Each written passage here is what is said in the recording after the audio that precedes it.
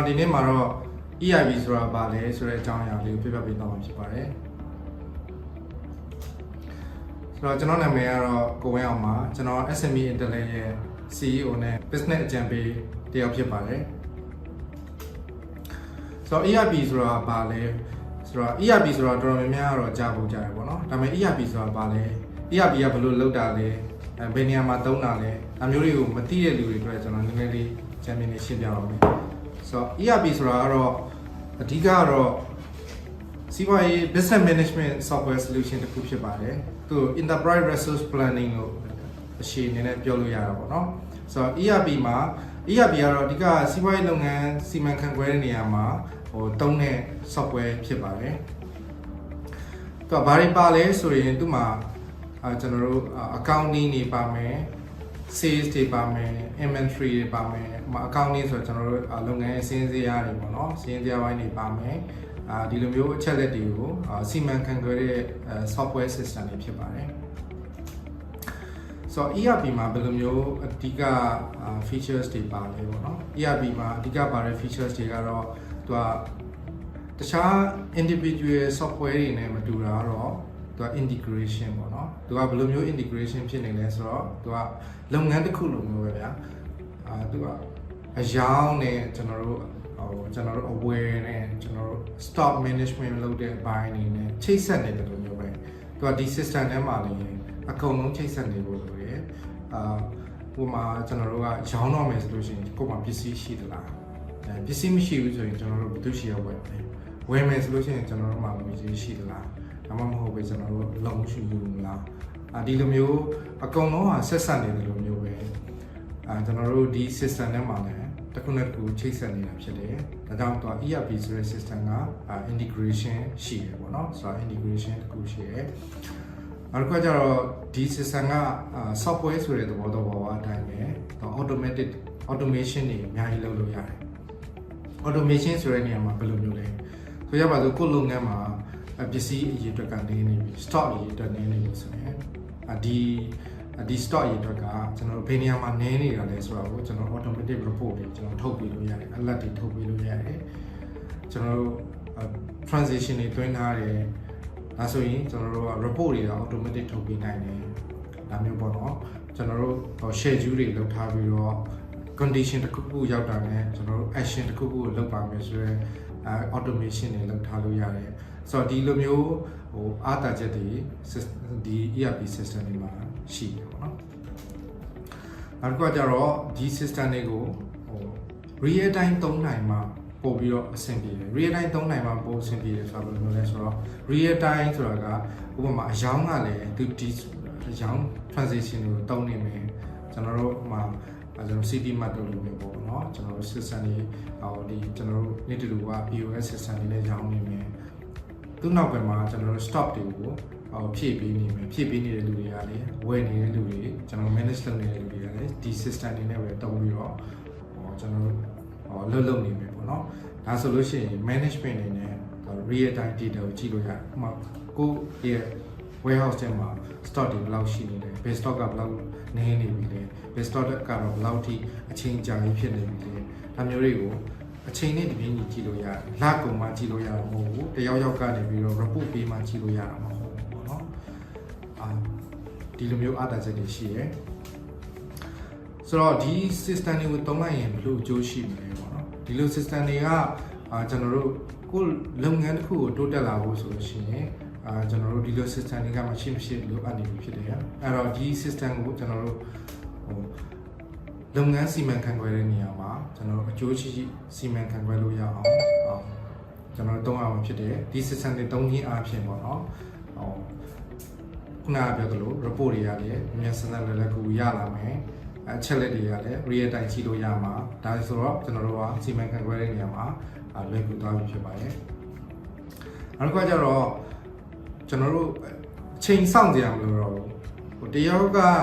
ကိုယ် report တွေပြင်ပြီးတော့ပေါ့နော်တခုခုလာပြီးတော့တင်ပြနေကြမလို့တော့ဘူးဒီ system ထဲမှာပဲကျွန်တော်တို့အကုန်လုံးအလုပ်လုပ်နေနိုင်ပြီဖြစ်တယ်ဆိုလို့ရှိရင်ကျွန်တော်တို့အချိန်တွေအများကြီးမြန်ဆန်နဲ့ကျွန်တော်တို့ရနိုင်ပြီ ငွေကြီးအဖြစ်ဆိုရင်လည်းကျွန်တော်တို့တစ်ခုနဲ့တစ်ခုပြန်ပေါင်းနေကြမလို့တော့ဖြစ်တဲ့အတွက်ငွေကြီးအဖြစ်လူတွေအများကြီးထက်ခန့်မှာ data preparation လုပ်နေရမှာအဲ့လိုမျိုးတွေကုန်စရာမလိုတော့တဲ့အတွက်အများကြီးတက်တာပါမယ်ဥပမာကိုယ့်ရဲ့လုပ်ငန်းကမန္တလေးမှာရှိနေတယ်ရန်ကုန်မှာရှိနေတယ်နောက်နိုင်ငံခြားမှာပေါ့နော်တခြားနိုင်ငံတစ်ခုမှာရှိနေတယ်ဆိုလို့ရှိရင် system တစ်ခုရောက်ပါပဲကျွန်တော် real time ကြည့်လို့ရနေဖြစ်တဲ့အတွက်အချိန်ကုန်တယ်ချိန်ကုန်တက်တာလေငွေကြီးတုံးဆွဲရတဲ့တက်တာနဲ့ကျွန်တော်တို့စီမံခန့်ခွဲလို့ရမှာဖြစ်တယ်နောက်တစ်ခုကကျတော့ဒီ system တွေကကျွန်တော်တို့တရုတ်ထဲသုံးလို့ရတာမဟုတ်ဘူးပေါ့နော်အများကြီးနဲ့သုံးအောင်ဥပမာကိုယ့်ရဲ့အရောင်းမှာဆိုလို့ရှိရင်လည်းအရောင်းရဲ့ဝန်ထမ်းတွေ purchase ဝန်ထမ်းတွေ stock ဝန်ထမ်းတွေသက်ဆိုင်ရာပေါ့နော်ကိုကဒီလိုမျိုး training တစ်ခုဆိုလို့ရှိရင်လည်းအဲ့လိုမျိုးပေါ့နော်ဟိုသက်ဆိုင်ရာလူတွေကသူ့နေရာနဲ့သူပူးပေါင်းဆောင်ရွက်နေကြတာလုပ်နေကြတာဖြစ်တဲ့အတွက်ကျွန်တော်တို့ကပူးပေါင်းဆောင်ရွက်မှုကအများကြီးပိုပေါင်းလာမှာဖြစ်တယ်ဆိုတော့ database ခုထဲမှာခုနအစိတ်ပိုင်းတွေအားလုံးမှာပူးပေါင်းဆောင်ရွက်နေတာဖြစ်တဲ့အတွက် integration တွေရှိနေတာဖြစ်တဲ့အတွက်တယောက်နဲ့တယောက် data တွေကြည့်တဲ့အချိန်မှာပြန်မင်းနေစရာမလိုဘဲနဲ့လွယ်တကူ system ထဲမှာကြည့်လိုက်တာလည်းသိတယ်ပေါ့နော်ဆိုတော့ဒါကဒီ system တွေရဲ့သုံးရခြင်းအတားချက်ပေါ့သူရှိဘူးပေါ့နော်အဲ့တော့ကိုယ့်ရဲ့လုပ်ငန်းတွေကိုကိုကပိုသိလာပြီးကိုယ်မှာလိုအပ်ချက်တွေပဲဖြစ်ဖြစ်ကိုယ့်ရဲ့အားနည်းချက်တွေပဲဖြစ်ဖြစ်ကိုယ့်ရဲ့အားသာချက်တွေပဲဖြစ်ပိုသိလာပြီဆိုလို့ရှိရင်ကိုယ့် customer တွေကို service ပေးတဲ့အချိန်မှာလိုအပ်တဲ့ပြင်ဆင်မှုတွေအများကြီးလုပ်ထားလို့ရတယ်ပုံမတိုးတက်အောင်လုပ်လို့ရတယ် service ပိုင်းနဲ့ပတ်သက်ပြီးတော့ဖြစ်ဖြစ် after sale ဒီဘိုင်းမှာဖြစ်ဖြစ်ကျွန်တော်တို့ customer care ဘိုင်းမှာဖြစ်ဖြစ်ပေါ့နော်အဲ့လိုမျိုးအများကြီးကျွန်တော်တို့ provide လုပ်လို့ရတယ်ဒီဆိုရင်အဲ့လိုဆိုရင်တော့ကျွန်တော်တို့ customer ကကိုယ့်လုပ်ငန်းကိုပို့ပြီးတော့ကိုယ့်ရဲ့ product ကိုပို့ပြီးတော့ပို့ပြီးကြိုက်ပါမယ်ပေါ့နော်ဒါဆိုပို့ပြီးတော့အရောင်းတိုးတက်လာဖို့အများကြီးခွင့်လန်းနေအများကြီးရှိတယ်ဆိုတော့ဘာကြောင့်လုပ်ငန်းမှာလိုအပ်တာလဲဆိုတော့ကိုယ့်လုပ်ငန်းမှာဒီ ERP system ဘာကြောင့်လိုအပ်တာလဲလို့ပြောလို့ရှိရင်ကိုယ့်လုပ်ငန်းကmaybe ဒီလို system မျိုးမသုံးထားသေးဘူးဆိုရင်ပေါ့ကိုယ့်လုပ်ငန်းမှာအယောင်းတွေလည်းအများကြီးရှိနေတယ်ပစ္စည်းတွေလည်းရှိနေတယ်အဝယ်တွေလည်းရှိနေတယ်ကုန်ထုတ်လုပ်မှုတွေလည်းရှိနေတယ်ဒါပေမဲ့စီမံခန့်ခွဲရတဲ့နေရာမှာအချက်လက်တွေကိုတခြားမသိဘူးဥပမာဆိုကြပါစို့ကျွန်တော်တို့stock တွေကကိုတော့မှာ BBC ကဘယ်လောက်အရေးအတွက်ရှိနေလဲကိုတိကျမသိဘူးဖြစ်နေတယ်ဒါဆိုရင်ကိုက BBC ကိုဘယ်လောက်ဝယ်ထည့်ရမလဲဒါဘယ်လောက်ထပ်ထုတ်ရမလဲဆိုတာကိုမသိဘူးဖြစ်နေတယ်ဒါမှမဟုတ်တရားရောက်ကနေပြီးတော့ prepare လုပ်ပြီးတော့မှလာပြမှသိတယ်ပေါ့နော်အဲ့ချိန်မှာကိုက maybe တစ်ပတ်လောက်နောက်ကျနေတော့ဖြစ်စေတစ်လလောက်နောက်ကျနေတော့ဖြစ်နေမယ်ဆိုရင်ဒီလုပ်ငန်းက efficiency ရှိရလို့မခေါ်ဘူးအဲ့တော့ efficiency ရှိဖို့အတွက်ဆိုလို့ရှိရင်ဒီလိုမျိုး ERP system တွေကိုသုံးထားဖို့လိုတယ်နောက်တစ်ခုကကျတော့ကိုကတခါတလေaccounting software တစ်ခုပဲသုံးနေတယ်သို့မဟုတ် stock management software တစ်ခုပဲသုံးနေတယ်အဲ့လိုမျိုးသုံးနေမယ်ဆိုလို့ရှိရင် data တွေက system တစ်ခုချင်းစီမှာပဲတက်တက်စီရှိနေတယ်ပေါ့နော်ဒါဆိုရင်ကျွန်တော် data side လို့ဖြစ်တယ်လို့ခေါ်တယ်အဲ့ဆိုအဲ့ data တွေပြန်ပေါင်းပြီးတော့တစ်ခုနဲ့တစ်ခုချိတ်ဆက်ဖို့ကကျွန်တော်တို့ခက်တယ်ဘာကြောင့်ချိတ်ဆက်ဖို့လိုတာလဲတချို့ data တွေကနှစ်ဖက်စလုံးမှာပါတယ်ဆိုကြပါစို့ကိုယ့်ရဲ့ item name တွေပေါ့ item နာမည်တွေကအယောင်းမှာနာမည်တစ်မျိုးဖြစ်နေတယ်ကျွန်တော်တို့ဒီဘက်က stock မှာနာမည်တစ်မျိုးဖြစ်နေမယ်ဆိုလို့ရှိရင်ကျွန်တော်တို့ဒီ data ကကျွန်တော် integrity မရှိဘူးလို့ခေါ်တယ် site လို့ဖြစ်နေတာပေါ့နော်အဲ့တော့ဒီလိုမျိုးအချက်လက်တွေကိုကျွန်တော်တို့ကပူးပေါင်းဆောင်ရွက်ဖို့လိုတယ်synchronize ဖြစ်နေဖို့လိုတယ်အဲ့လိုမျိုးလိုအပ်နေပြီဆိုလို့ရှိရင်တော့ကျွန်တော်တို့ကဒီ software တွေကိုမရှိသုံးရမှာဖြစ်ပါတယ်ဆိုတော့နောက်တစ်ခုအနေနဲ့ကကိုယ်လုပ်ငန်းကတိုးတက်နေရလားမတိုးတက်ဘူးလားဆိုတာဖြစ်တတ်တယ်ဥပမာဆိုကြပါစို့ကိုယ့်လက်ထက်မှာပတ်စံတွေအများကြီးရှိနေတယ်ဒါပေမဲ့ကိုယ့်လုပ်ငန်းကတကယ်ကိုမြတ်နေရလားခါလေးချကိုယ့်လုပ်ငန်းကမြတ်တယ်လို့စည်ရင်းစရာအရာသိရတယ်ဒါပေမဲ့သုံးစရာငွေမရှိဘူးဖြစ်နေဒါမျိုးပေါ့အဲဆိုဘယ်နေရာမှာမှားနေရလဲဒါမျိုးအဲ့လိုမျိုးကိုယ့်လုပ်ငန်းကတိုးတက်နေရလားမတိုးတက်ဘူးလားမသိဘူးဖြစ်နေတယ်ဘယ်လိုနေရာတိုးတက်အောင်လုပ်မှမသိဘူးဖြစ်နေတယ်ဒါဆိုရင်ကျွန်တော်တို့ဒီ system တွေသုံးထားဖို့လိုတယ်ဒါဆိုရင်ကျွန်တော်တို့ report တွေကြည့်ပြီးတော့ financial report တွေပဲဖြစ်ကျွန်တော်တို့ကြည့်လိုက်မယ်ဒါဆိုရင်ကျွန်တော်တို့က balance sheet လိုဟာမျိုးတွေကြည့်လိုက်မယ် cash flow လိုဟာမျိုးတွေကြည့်လိုက်မယ်ဒါမျိုးတွေကြည့်လိုက်ပြီးတော့ကျွန်တော်တို့ကိုယ်လုပ်ငန်းစီမံခန့်ခွဲလို့ရတယ်ပေါ့နော်နောက်တစ်ခုကကိုကလုပ်ငန်းကိုတိုးတက်ခြင်းနဲ့ချဲ့ထွင်နေခြင်းကိုယ်လုပ်ငန်းအရောင်းအားကောင်းလာတဲ့ customer လေးကြိုက်တယ် ဒီဇိုင်းနဲ့ဆိုရင်ကိုယ်မှနည်းနည်းပဲဖြစ်တယ်ဆိုကြပါလို့ဒီဇိုင်းနဲ့ကိုယ်လုပ်ငန်းကmaybe တစ်လမှာ320လောက်ပဲအမြတ်ကျန်တာပဲဖြစ်ဖြစ်ဒါမှမဟုတ်10လောက်ပဲအမြတ်ကျန်တာပဲဖြစ်ဖြစ်ကျန်တယ်ကိုက2ဆိုင်လောက်တာတိုးချဲ့လိုက်တယ်ဒါမှမဟုတ်9ဆိုင်လောက်ဖြစ်နေမယ်ဆိုရင်ဒီ profit ကိုကျွန်တော်တို့ multiply လုပ်လို့ရတယ်ဒါဆိုရင်ကိုရဲ့အမြတ်ကအများကြီးဖြစ်လာမယ်ပေါ့နော်ဒီလိုမျိုးတိုးချဲ့ဖို့ဆိုလို့ရှိရင်ကိုတယောက်တည်းနဲ့ဘယ်လိုတိုးချဲ့မလဲပေါ့နော်လူတွေပဲခံထားပြီးတော့ကျွန်တော်တို့သွားပြီးတော့တိုးချဲ့မယ်ဆိုရင်လည်းသူတို့တွေကဘယ်လိုရောင်းနေရလဲ customer ဘယ်လိုဆက်ဆံနေရလဲဒါမျိုးပေါ့နော် customer ဘာကိုဝယ်သွားတာလဲဘယ်ဈေးနဲ့ရောင်းနေတာလဲဒီလိုမျိုးအစီအမံခံရဖို့ဆိုလို့ရှိရင်ကျွန်တော်တို့က system ရှိမှရမယ် ERP system ရှိမှရမယ်ပေါ့နော်ဒါမှသာဒီ system ထဲမှာအားလုံးသုံးပြီးတော့ပေါ့နော်ကျွန်တော်တို့ group တိုးတက်ဖို့အတွက်ကျွန်တော်သုံးလို့ရမှာဖြစ်ပါတယ်အဲ့တော့ဈေးကွက်ထဲမှာဘယ်လိုမျိုး system တွေရှိလဲကျွန်တော်အနေချင်းပဲပြောပြမှာပေါ့နော်ကျွန်တော်နာမည်လဲကြီးတယ်မှာကျွန်တော် Acumatica ဆိုတဲ့ software ရှိတယ်ကျွန်တော်တို့ SAP ဆိုတဲ့နာမည်ကြီးရဲ့ software တွေလည်းရှိတယ် Microsoft Dynamics တို့လို software မျိုးတွေရှိတယ်ကျွန်တော်တို့ခုနောက်ပိုင်းပို့ပြီးတော့နာမည်ကြီးလာတာကျတော့ Odoo ပေါ့နော် Odoo ERP ဆိုတာရှိတယ်ပေါ့နော်ဒီ software တွေရှိတယ်ဆိုတော့နောက်ပိုင်းပေါ့နော် locally develop လုပ်ထားတဲ့ local company က develop လုပ်ထားတဲ့ ERP software တွေလည်းရှိပါတယ်ဒါတွေကိုဘယ်လိုရွေးချယ်မလဲဆိုတဲ့ဘက်တော့ကျွန်တော်ဆက်ပြီးပြောပြပေးမှာဖြစ်ပါတယ်ဆိုတော့ဒီ software ကိုကျွန်တော်တို့ဘယ်လိုမျိုးရွေးချယ်ကြတင်တယ်လဲကိုယ်လုပ်ငန်းနဲ့ဘယ်လိုမျိုး software ကိုပို့တင်တော့တာလဲဒီဘိုင်းလေးကိုကျွန်တော်နည်းလေးပြောပြပေးပါမယ်ပထမဆုံးစဉ်းစားရမှာတော့နည်းပညာပေါ့နော် technology ကိုက technology တမမဟုတ်ဘူးပေါ့ technology တမမဟုတ်ဘူးဒါပေမဲ့ technology ကိုကျွန်တော်တို့ဘယ်လိုမျိုးသိအောင်လုပ်ရမလဲဘယ်လိုမျိုးဒါပေမဲ့ဒီ software ရွေးချယ်တော့မယ်ဆိုလို့ရှိရင်ဘယ်လို technology နဲ့လုပ်ထားရလဲဆိုတော့ကျွန်တော်တို့သိအောင်မြင်မြန်ထားဖို့လိုတယ်ကျွန်တော် analyze လုပ်ထားဖို့လိုတယ်ဥပမာဆိုကြပါစို့ဒီ software ကကျွန်တော်တို့ဘယ်လို programming language နဲ့ရေးထားတာလဲ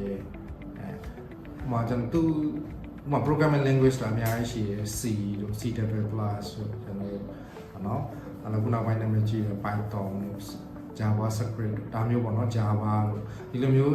technology သုံးပြီးတော့ဘယ် technology သုံးပြီးတော့ရေးထားတာလဲပေါ့နော်ဒီဒါမှသာကျွန်တော်တို့နောက်ပိုင်းမှာကျွန်တော်တို့ဒီ software ကိုတိုးချဲ့တဲ့အချိန်မှာဒါမှမဟုတ်ကျွန်တော်တို့ဒီပညာသမားတွေရွေးချယ်တဲ့နေရာမှာဒီဟာအထောက်အကူဖြစ်မှာဖြစ်ပါတယ်နောက်တစ်ခုကကျတော့ hosting type ဆိုတာကကျတော့ဘာလဲဆိုဒီ software ကိုဘယ်မှာထည့်ထားမှာလဲ software data တွေကိုဘယ်မှာထည့်ထားပါလဲ server ကဘယ်မှာရှိမှာလဲဒါကို hosting type လို့ခေါ်တယ်ခုနောက်ပိုင်းတော့နာမည်ကြီးရဲ့ cloud software တွေပေါ့နော် cloud software တွေကနာမည်ကြီးရဲ့အဲ့တော့ cloud ထဲမှာထည့်ထားမှာလားဒါမှမဟုတ်ပဲကိုယ့်ရဲ့ရုံထဲမှာပဲ server ထားပြီးသုံးရမှာလားဒါမျိုးပေါ့နော်ဒါမှမဟုတ်တပ်ပါတီ cloud တွေမှာတွားထည့်လို့ရသလားဒါမှမဟုတ်ကိုယ့်ရဲ့ software company ကိုယ်တိုင်ကကိုယ် software ရွေးချယ်တဲ့ company ကိုယ်တိုင်ကဒီ software hosting ကို service ပေးတာလားပေါ့နော်ဒါတွေကိုလည်းသိချာလေ့လာထားဖို့လိုပါတယ်နောက်တစ်ခုကကျတော့ user friendly ပေါ့နော် user friendly ဆိုတာဘာလဲဆိုတော့သုံးရတာဘယ်လောက်လွယ်လဲပေါ့ဥပမာsoftware က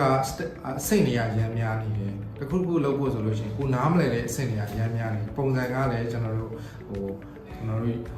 mobile phone တွေမှာလည်းသုံးလို့မရဘူးဖြစ်နေတာလားဒါမှမဟုတ် mobile phone တွေကိုရသလား tablet တွေနဲ့သုံးလို့ရသလားဒါမျိုးပေါ့နော် user friendly ဒီဟာလေးကိုလည်းကျွန်တော်တို့ကြည့်ဖို့လိုပါတယ်အခုကကုန်ကြစည်ပေါ့နော်ကိုသုံးတဲ့ software ကလက်ရှိကုန်ကြစည်ဆိုဘယ်လောက်ကျပါလဲရေရှည်နှစ်စဉ်ကုန်ကြစည်ဘယ်လောက်ကျပါလဲဒီ software ကိုကျွန်တော်တို့ maintain လုပ်ဖို့အတွက်ကုန်ကြစည်ဘယ်လောက်ရှိပါလဲတခုခုကျွန်တော်တို့ထပ်ထည့်ရင်ကုန်ကြစည်ဘယ်လောက်ရှိပါလဲဒါမျိုးပေါ့နော် upgrade လုပ်ရင်ကုန်ကြစည်ဘယ်လောက်ရှိပါလဲ upgrade ဆိုတာကျွန်တော်တို့software တခုကကျွန်တော်တို့ကိုလုပ်ငန်းလိုမျိုးပဲအမြဲတမ်းပြောင်းလဲနေမှာပြောင်းလဲနေလို့ရှိရင်ကိုကကုန်ကြစည်ထပ်ရှိမှာလားဒါမျိုးပေါ့နော်ဒီလိုကုန်ကြစည်တွေကိုလည်းကျွန်တော်တို့အကုန်လုံးစစ်စစ်ငါသိအောင်လေ့လာထားဖို့လိုပါတယ်နောက်တစ်ခုကကျ scalability လို့ခေါ်တယ်အဲ့ဒါဘာလဲဆိုတော့ကိုက software တစ်ခုကိုသုံးမယ်ဒီ software တစ်ခုကိုသုံးမယ်ဆိုလို့ရှိရင် software ရဲ့feature တစ်ခုပဲသုံးမယ်ဒါမှမဟုတ် feature 5ခုပဲသုံးမယ်ဒါပေမဲ့နောက်ပိုင်းမှာဒီ software ကိုထပ်တိုးသုံးမယ်ဆိုရင်ဘယ်လိုသုံးလို့ရမှာလဲပေါ့နော်ဒါမှမဟုတ်ခုလောလောဆယ်မှာ user 3ယောက်ပဲသုံးမယ်5ယောက်ပဲသုံးမယ်ဒါမှမဟုတ်နောက်ပိုင်းခုမှခုလုပ်ငန်းတိုးချဲ့လို့100ဖြစ်လာပြီ1000ဖြစ်လာပြီဆိုရင်ဘ ယ်လိုတိုးချဲ့သုံးလို့ရပါလဲဘယ်လို limitation တွေရှိရလဲဒါမျိုးလေးတွေကိုလည်းကျွန်တော်တို့သိထားဖို့လိုပါတယ်နောက်တစ်ခါကျတော့ဒီ software ကဒီ software ကိုဘယ်သူတွေကကိုယ့်ကို service ပေးမှာဥပမာကျွန်တော်တို့မြန်မာနိုင်ငံမှာ software ဒီ software ကိုservice ပေးနိုင်တဲ့လူမနှယောက်ရှိရတယ်ဒီတယောက်တည်းကပဲ service ပေးတာဒီ company တစ်ခုတည်းပဲ service ပေးတာလားတခြားဘယ် company တွေရောဒီ software ကို service ပေးနိုင်တာလဲပေါ့နော်အမျိုးတွေသိထားဖို့လိုပါတယ်ဒါမှသာကိုကဒီ service provider နဲ့အဆင်မပြေဘူးဆိုရင်တခြားဘယ်လိုလူမျိုးတွေရွေးချယ်ရမလဲတခြားလူရွေးချယ်စရာရှိသလားဒါမှမဟုတ် software ကြီးပဲကြောင်းရမှာလားဒါမျိုးပေါ့နော်ဒါမျိုးတွေကိုလည်းသိထားဖို့လိုပါတယ်အဲ့တော့ဒီချက်လက်တွေကိုကြည့်ပြီးတော့မှကျွန်တော်တို့ system ရွေးချယ်သင့်ပါတယ်အဲ့တော့ဒီ software ရွေးချယ်ပြီးတော့ပြီဆိုလို့ရှိရင်ကျွန်တော်တို့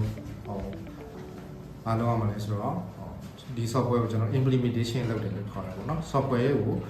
ကိုယ့်လုပ်ငန်းမှာထည့်သွင်းအသုံးပြုသင့်ဖြစ်ပါတယ်ဆိုတော့ပထမဆုံးကိုယ့်လုပ်ငန်းမှာဒီ software ကိုသုံးရမယ်ဆိုရင်ဘယ်လိုကြောင့်သုံးမှာဘာကြောင့်သုံးမှာကိုယ့်လုပ်ငန်းကခုနကကျွန်တော်ပြောသလိုလုပ်ငန်း growth ဖြစ်ရှင်လို့သုံးကျင်တာလား efficiency ရှိကျင်လို့သုံးကျင်တာလားဒါမှမဟုတ် collaboration ပူးပေါင်းဆောင်ရွက်မှုတွေကောင်းကျင်လို့သုံးကျင်တာလားဒီလိုမျိုးရည်ရွယ်ချက်ကိုသေချာလေးရှင်းရှင်းလင်းလင်းလေးကျွန်တော်တို့ရှိထားဖို့လိုပါတယ်နောက်တစ်ခုကကျတော့ခုနကကျွန်တော်ပြောတဲ့ဒီနည်းပညာရွေးချယ်မှုပေါ့နော် software ကိုကျွန်တော်တို့သေချာရွေးချယ်ပြီးသွားပြီရွေးချယ်ဖို့လိုပါတယ်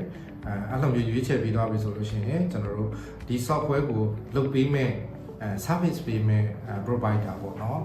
technician တွေကျွန်တော်တို့ရွေးချယ်ဖို့လိုပါတယ်ဒါရွေးချယ်ပြီးသွားပြီဆိုရင်ကျွန်တော်တို့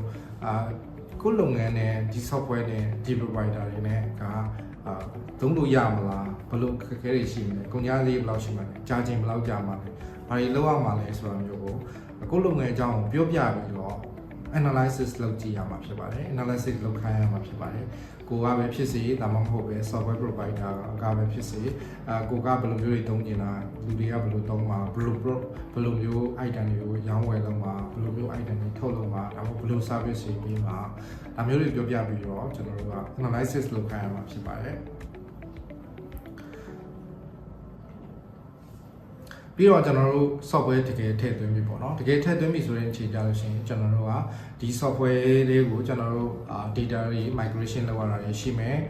ပြီးရင်ကျွန်တော်တို့ကိုယ့်လုပ်ငန်းထဲမှာလည်းဒီ software ကိုထည့်သွင်းပြီဆိုတော့ chain management တွေလုပ်အောင်ဖြစ်တယ်ဒီကိစ္စအရေးကြီးတယ်ကျွန်တော်နောက်ပိုင်းပြောပြမယ်ဗီဒီယိုတွေမှာဆိုလို့ရှိရင်လည်းဒီကိစ္စတွေကိုဆက်ပြီးတော့အသေးစိတ်ထပ်ပြီးပြပြပေးသွားပါမယ်နောက်တစ်ခုကကျတော့ training ကရင်းကြီးတယ် training က just ဆရာကနေရှေ့ကနေပြီးပြသွားတာဆိုတာဒီပဲမဟုတ်ဘူးပေါ့နော်ကျွန်တော်တို့ documentation တွေရှိဖို့လိုတယ်နောက်တစ်ခုကကျတော့တေချာကိုတကယ်သုံးမဲ့လူတွေကစမ်းသပ်ဖို့လိုတယ်နော်အဲ့ဒါလည်း training ပဲပေါ့နော် training တေချာလုပ်ဖို့လိုတယ်စမ်းသပ်ဖို့လိုတယ်ပြီးတော့ဒီချက်တွေကိုတေချာလုပ်ဆောင်ဖို့လိုတယ်အကုန်လုံးပေါ့နော်ပြီးတော့ကြီးရှိဘယ်လိုပုံစံမျိုးဆက်ပြီးတော့ support လုပ်မလဲ maintenance support ဘယ်လိုလုပ်မလဲကိုယ့်ရဲ့ user တွေကိုယ့်ရဲ့ဝန်ထမ်းတွေကနေပြီး software မသုံးတတ်ဘူးဆိုလို့ရှိရင်ဘယ်လိုပုံစံမျိုး support လုပ်ပေးမှာလဲပေါ့နော်ပြုပြင်ထိန်းသိမ်းပေးမှာလဲအဲ့ဒါတက်ပြီဆိုရင်ဘယ်လိုမျိုးပြင်ဆင်ပေးမလဲဒါမျိုးလေးတွေကိုလည်းကျွန်တော်တို့ရေးရှည်စီမံခန့်ခွဲဖို့လိုပါတယ်ဆိုတော့ဒီချက်5ချက်လောက်တော့ကျွန်တော်တို့လုပ်ငန်းမှာကိုယ့်ရဲ့ software ERP software သုံးရမယ်ဆိုလို့ရှိရင်ဒီချာလေးစဉ်းစားထားဖို့လိုပါတယ်ဟုတ်ကဲ့ကျွန်တော်ဒီနေ့ပြောသွားတာလေးတွေကတော့ဒီလောက်ပါပဲအားလုံးကျေးဇူးတင်ပါတယ်